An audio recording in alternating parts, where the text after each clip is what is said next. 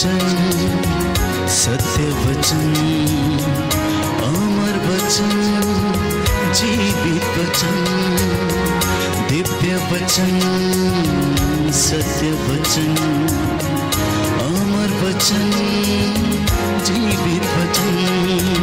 साई दा बामा बनी दा बामा बगा रे सा नि रे सा नि रे सा नि रे सा नि रे सा। दिव्य वचन, सत्य वचन, अमर वचन, जीवित वचन, दिव्य वचन, दिव्य वचन।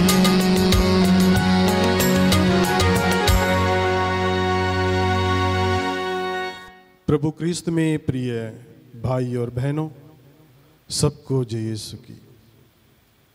हमारे प्रभु यीशु क्रिस्त की कृपा, ईश्वर का प्रेम तथा पवित्र आत्मा का साहचर्य आप सबों को प्राप्त हो और ईश्वर की कृपा और आशीर्वाद हमेशा आप लोगों के साथ रहे। आज हम प्रभु के वचन पर जब मनन चिंतन करते हैं, हम मनन चिंतन करें जो प्रभु यीशु क्रिस्त जो अपने शिष्यों को जो आज्ञाएं दी हैं, वो है एक दूसरे को प्यार करो।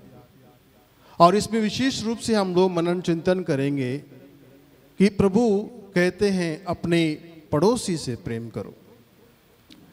प्रभु यीशु क्रिस्त अपने शिष्यों को प्रेम को अपने जीवन का आधार बताते हुए अपने शिष्यों को शिक्षा देते हैं।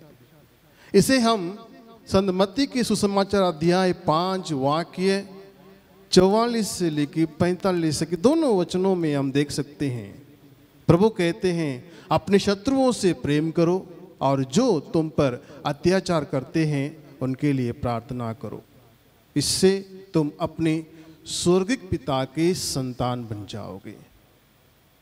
प्रभु क्रिस्त में प्रिय भाई और बहनों, हम लोग हर एक इंसान इस धरती को छोड़कर जब स्वर्गवास होते हैं, सबके मन में एक ही बात रहता है कि हम मरने के बाद स्वर्ग जाएं, ईश्वर के दर्शन करें, ईश्वर के पास रहें। अगर इस बात में पाना है, अगर पाना चाहते हैं, तो सबसे पहले हम एक दूसरे को पूर्ण रूप से अपनाना होगा। यही एक मार्ग है, क्योंकि प्रभु यीशु क्रिस्त संत मत्ती सुसमाचार अध्याय 22 और पद संख्या 37 से लेकर 39 तक वचनों में कहते हैं, अपने प्रभु ईश्वर को अपने सारे हृदय, अपनी सारी आत्मा और अपनी सारी बुद्धि से प्यार करो। और उसके बाद कहते हैं अपने पड़ोसी को अपने समान प्यार करो। इन्हीं 2 आज्ञाओं पर समस्त संहिता और नबियों की शिक्षा अवलंबित है। यानी प्रभु बिल्कुल साफ साफ हम सबों के सामने रखते हैं कि एक ही मार्ग है ईश्वर को पाने के लिए, वो मार्ग है प्रेम का मार्ग है। इसलिए जब हम पवित्र क्रूस को भी देखें, पवित्र क्रूस भी एक वर्टिकल लाइन में है और एक हॉरिजॉन्टल लाइन में है। जो हॉरिजॉन्टल लाइन में है वो एक दूसरे को मिलाने वाला लाइन है, मनुष्य को एक दूसरे मनुष्य के साथ मिलाने वाला। अगर ये लाइन एक कोने से दूसरे कोने, यानी एक व्यक्ति से दूसरे व्यक्ति को नहीं जोड़ता है, तो वहां पर संबंध स्थापित नहीं होता है। और जब ये संबंध स्थापित नहीं होता है, जो वर्टिकल लाइन जो नीचे से लेकर ऊपर तक जो लाइन जाता है वो नहीं हो पाएगा। यानी जब तक हम एक मनुष्य दूसरे मनुष्य से प्रेम नहीं करते, एक मनुष्य दूसरे मनुष्य के साथ संबंध स्थापित नहीं करते, एक व्यक्ति दूसरे व्यक्ति के साथ बातचीत नहीं करते, संबंधों को नहीं बढ़ाते, प्रेम को नहीं बढ़ाते, एक साथ मिलकर नहीं जाते, तो हम ईश्वर के साथ हम एक साथ मिलकर जा नहीं सकते, उन तक हम पहुंच नहीं सकते। क्योंकि स्वर्ग जाने के लिए, प्रभु को पाने के लिए सबसे पहले हमें अपने आप को पाना है और दूसरों को पाना है, दूसरे के अंदर प्रभु को देखना है। यही सबसे पहली बात प्रभु यीशु क्रिस्त कहते हैं, यही सबसे बड़ी आज्ञा है, एक दूसरे को प्यार करना। और उसके लिए एक उदाहरण भी प्रभु हम सबों को देते हैं। वो उदाहरण भले समारी का उदाहरण जो हम सबों को देते हैं, लूका सुसमाचार अध्याय 10 वाक्य 29 लेके 37 तक। जब व्यक्ति प्रभु के सामने आकर पूछता है कि मेरा पड़ोसी कौन है, जब उनसे प्रश्न पूछा जाता है कि मेरा पड़ोसी कौन है, प्रभु उनको एक उदाहरण देते हैं, उनके सम्मुख एक दृष्टांत रखते हैं। कहते हैं एक व्यक्ति एरिको जा रहा है। जब व्यक्ति एरिको की ओर आगे बढ़ रहा है, उनको कुछ डाकुओं ने उनको घेर लेते हैं, उनसे सारे सामान लूट लेते हैं और उनको अधमरा कर चले जाते हैं। वहाँ से अलग अलग प्रकार के लोग जाते हैं। पहले एक याजक लेवी जाते हैं, दूसरा एक अमीर व्यक्ति जाता है और तीसरा एक समारी आदमी जाता है। पहले दो उसको देखकर कतरा कर आगे निकल चले जाते हैं कि मुझको इनसे क्या, ये समझकर चले जाते हैं। लेकिन तीसरा व्यक्ति जो समारी है वो उसके पास जाता है। जब वो जाकर उनके पास जाता है, उनके वो अंदर उसके प्रति दया उमड़ पड़ता है, उनके अंदर करुणा जागृत होती है और वो उस व्यक्ति को सबसे पहले मरहम पट्टी करता है और उसके बाद उसको अपने गधे पर बिठाकर सराय ले जाता है और उनको वहाँ पर देखभाल करता है। अब प्रभु पूछते हैं, अब बताओ इन तीनों में से उनका पड़ोसी कौन निकला? और जिसने प्रभु से प्रश्न किया वो कहता है जिसने उनकी सेवा की, जिसने उनकी देखभाल की, वो है उनका पड़ोसी। हाँ प्रभु कृष्ण प्रिय भाई और बहनों, साथ में रहने वाला या पड़ोस में रहने वाला सच्चा पड़ोसी नहीं है। पड़ोसी वो है जो एक दूसरे के लिए ख्याल करता है, एक दूसरे के लिए अपने मन में विचार ले आता है, एक दूसरे को जो संभालने के लिए तैयार हो जाता है, एक दूसरे के लिए मरने के लिए, जीने के लिए तैयार हो जाते हैं, वो है सच्चा पड़ोसी। आज प्रभु हम सबों को इसी को ही अपने जीवन में रखकर जीवन में आगे बढ़ने के लिए हम सबों को निमंत्रण देते हैं।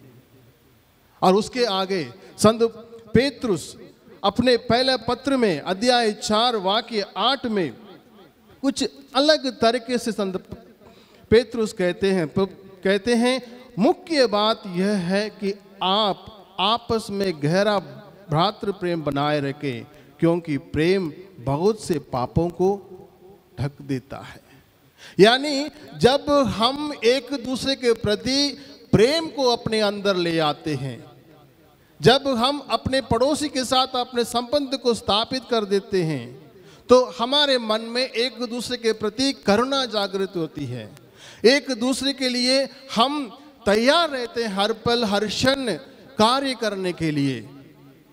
और उसके साथ साथ जब हम प्रेम से बातें करने लगते हैं, हमारे अंदर जो भी नफरत है, गलत फहमियां हैं, वो अपने अंदर से बाहर निकल जाते हैं। और उसके साथ साथ प्रिय भाई और बहनों, हम खुले मन से दूसरे को माफ करने लगते हैं।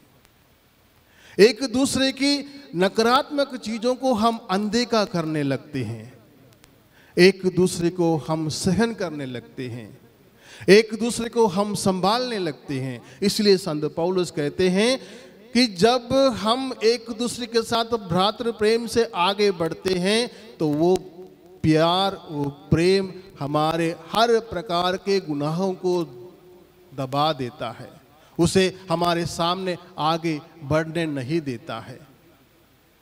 इसलिए प्रभु कृष्ण प्रिय भाई और बहनों, आज हम विचार करें, हम किस प्रकार एक दूसरे को लेकर आगे चलते हैं, किस प्रकार दूसरे व्यक्ति को हम देखते हैं, हमारा नजरिया एक दूसरे के प्रति क्या है। और उसी को ही जकरिया अपने ग्रंथ में अध्याय 7 वाक्य 9 और 10 में हम सबों को एक प्रकार के आग्रह के साथ हम सबों के सामने रखते हैं।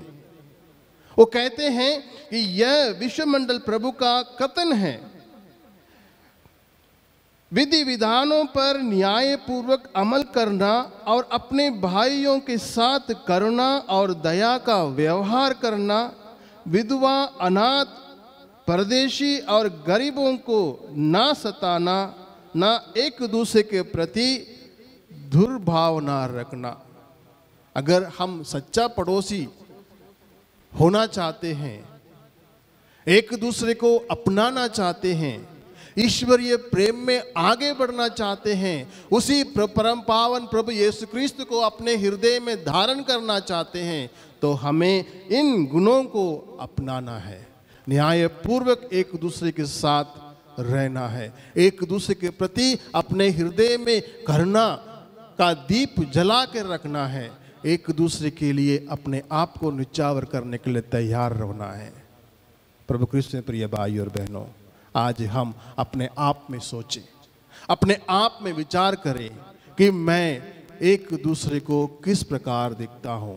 अपने घर में ही देख लें, एक भाई दूसरे भाई के साथ किस प्रकार व्यवहार करता है, एक भाई अपने बहन के साथ किस प्रकार व्यवहार करता है।